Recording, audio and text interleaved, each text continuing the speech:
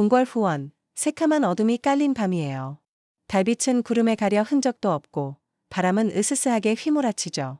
멀리서 까마귀가 까악까악 울며 불길한 기운을 더해요. 여리가 경귀석을 손에 꼭 쥔 채 서 있어요. 그 손은 살짝 떨리고 있지만 눈빛은 단호해요. 할머니 넙덕이 팔척기 때문에 죽은 거지 강철이 짓이 아니었어요. 13년 동안 강철이를 원망했던 여리의 마음은 죄책감과 미안함으로 뒤엉켜 있어요. 근데 지금 그 감정을 곱씹을 시간은 없어요. 왜냐? 바로 앞에 8첩, 그러니까 2미터가 넘는 거대한 팔척귀가 스멀스멀 다가오고 있으니까요. 드디어 나타난 팔척귀. 여리가 이를 악물며 말했어요. 내가 중전의 아이를 노린 저주, 내가 끊어주마. 목소리는 떨렸지만 그 안에 담긴 결의는 단단했어요. 팔척귀는 동굴 속 메아리 같은 음산한 웃음을 터뜨렸죠. 끊는다. 크르르. 인간 따위가 감히 내 끝내 왕가를 멸하리라. 그 거대한 그림자가 여리를 향해 손을 뻗었어요. 솔직히 여러분, 이 장면에서 심장이 쿵쾅거리지 않나요? 여리가 아무리 문열하지만 저라면 다리가 후들거렸을 거예요. 그 순간 어둠을 뚫고 푸른 빛이 번쩍였어요. 강철이었죠. 윤갑의 몸에 빙의된 이무기 강철이. 그의 눈은 용의 비늘처럼 푸르게 빛나고 손에는 야광주가 반짝이고 있어요. 여리, 물러서. 이건 내가 처리한다. 강철이의 목소리는 분노로 가득했어요.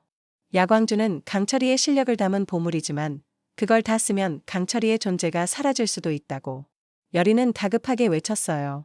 강철이, 안 돼. 야광주를 쓰면 넌. 하지만 강철이는 고개를 저었어요. 그의 눈빛은 여리를 지키겠다는 의지로 가득했죠. 강철이는 야광주를 하늘로 띄웠어요. 푸른 빛이 폭발하듯 후원을 뒤덮으며 팔척귀를 몰아붙였어요.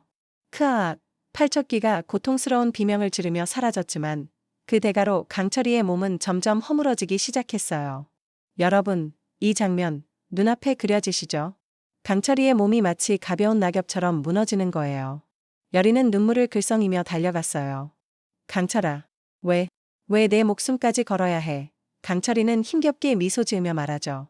너를 살려야 하니까. 이 말, 심장에 콕 박히지 않나요? 여리는 강철이를 끌어안으며 오열했어요. 바보야, 강철아.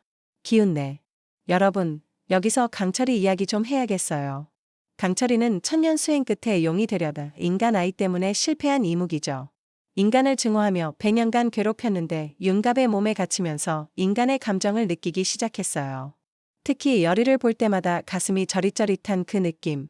강철이는 그게 뭔지 몰라 처음엔 혼란스러워했지만 우리 시청자들은 알죠? 그건 사랑이에요. 여리가 강철이를 오해했던 13년의 진실이 풀리면서 두 사람 사이엔 이제 신뢰와 뭔가 애틋한 감정 이상이 싹트고 있는 거예요. 명 둘이 좋아하는 것 같은데. 같은 시각 궁궐 대비전. 대비는 영인대군, 자기 아들이 팔척귀에게 죽은 걸 아직도 여리 탓으로 알고 있어요.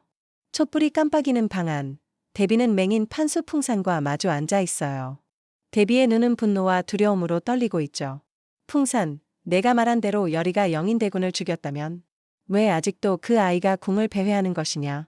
풍산은 그 교활한 미소를 띠며 말합니다. 대비마마, 여리는 무녀입니다. 귀신을 부리는 자, 왕을 속이는 자입니다. 그리고는 슬쩍 말을 돌리죠. 영의정 김봉인 대감께선 왕실의 안녕을 원하실 뿐, 저는 그 뜻을 따를 뿐입니다. 자, 여기서 김봉인, 이 양반이 누군지 다시 짚어볼게요. 영의정 김봉인, 왕의 외조부지만 풍산을 조종하며 수살귀를 풀어 중전을 해친 배우로 밝혀졌죠. 겉으로는 인자한 노인 같지만 속은 뱀처럼 교활해요. 그 이무개 놈의 발을 잠시라도 묶어둔다면 열련 계집을 없애는 건 일도 아닐 것이다. 대비는 풍산의 말을 반쯤만 믿었어요. 영인대군의 죽음에 대한 복수심은 그녀를 흔들었지만 뭔가 찝찝한 기분이죠. 여러분, 이 장면에서 대비의 심리가 얼마나 복잡하겠어요? 아들 잃은 슬픔, 여리에 대한 의심, 그리고 풍산과 김봉인에 대한 불신까지. 이 궁궐, 정말 한 치 앞도 안 보이는 음모의 소굴이에요. 다시 장면 바뀌어 궁궐 서고 촛불 하나가 깜빡이는 어두운 방이에요. 여리와 강철이는 김봉인의 음모를 밝힐 단서를 찾으려고 오래된 기록을 뒤지고 있어요.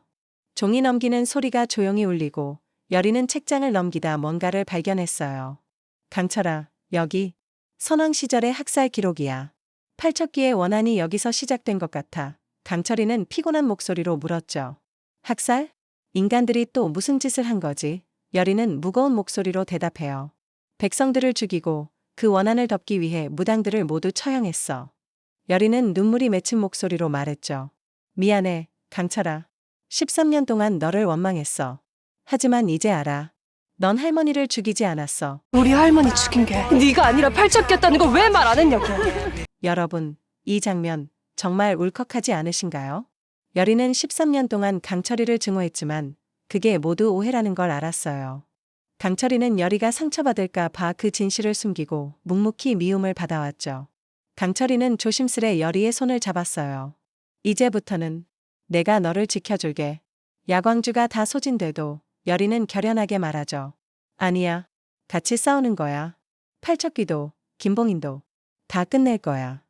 이 장면, 두 사람의 눈빛이 서로를 향한 신뢰와 애정으로 가득합니다. 시청자 여러분, 여기서 강철이와 여리의 케미 진짜 심쿵 아닌가요? 쌓인 오해가 풀리고 이제 두 사람이 진짜 파트너로, 그리고 어쩌면 그 이상으로 연결되는 순간이죠. 한편 궁궐 어전에서는 왕 이정이 신하들 앞에 서 있어요. 왕은 어린 나이에 왕위에 올라 피비린내 나는 정치를 겪으며 강성한 나라를 꿈꾸는 인물이죠. 근데 원자 이광의 광증과 김봉인, 곽상춘 같은 보수 세력의 방해로 힘든 상황입니다. 왕은 단호하게 말합니다. 여리와 윤갑을 다시 궁으로 들이라. 그들이 아니면 이 저주는 끊을 수 없다. 김봉인은 교활하게 반박하죠. 전하, 무녀를 궁에 들이는 것은 국법을 어기는 일입니다. 왕은 분노로 눈을 부릅떴어요. 영의정, 백성들의 목숨이 저주에 걸렸는데 국법 타령이냐. 김봉인은 입꼬리를 살짝 올리며 물러났지만 그 눈빛은 뭔가 꿍꿍이가 있는 듯했어요. 여러분, 김봉인 이 양반 대체 무슨 속셈일까요? 풍산을 조종한 것도 모자라 이번엔 또 무슨 계략을 꾸미는 걸까요? 다시 후원으로 돌아가요. 여리와 강철이는 팔척귀와의 5번째 대결을 준비하며 팔척귀가 나타나기를 기다리고 있어요. 근데 오마이갓, 김봉인의 계략으로 궁궐 곳곳에 여리의 신기를 약화시키는 부적이 뿌려져 있었어요. 여리는 숨을 몰아쉬며 말해요. 강철아, 부적 때문에 내 신기가 약해지나 봐. 강철이는 다급하게 외치죠. 여리, 내 뒤로 와. 내가 막는다. 그때 팔척귀의 거대한 그림자가 다시 나타났어요. 크르르, 너희는 왕가를 구할 수 없다. 팔척귀의 손이 여리를 향해 뻗쳤죠. 그 순간 반전이에요. 여리가 갑자기 경귀석을 높이 들며 외쳐요. 팔척귀, 내 원한의 뿌리를 알아냈다. 선왕의 학살, 그 죄를 덮으려 한 자들이 너를 만들었다. 여러분, 이게 무슨 소리냐면요. 팔척귀의 원한이 그냥 왕실에 대한 복수심이 아니라 선왕 시절 김봉인 같은 권력자들이 백성들을 학살하고 무당들을 처형한 사건에서 시작됐다는 거예요. 여리의 말에 팔척귀가 잠시 멈칫했어요.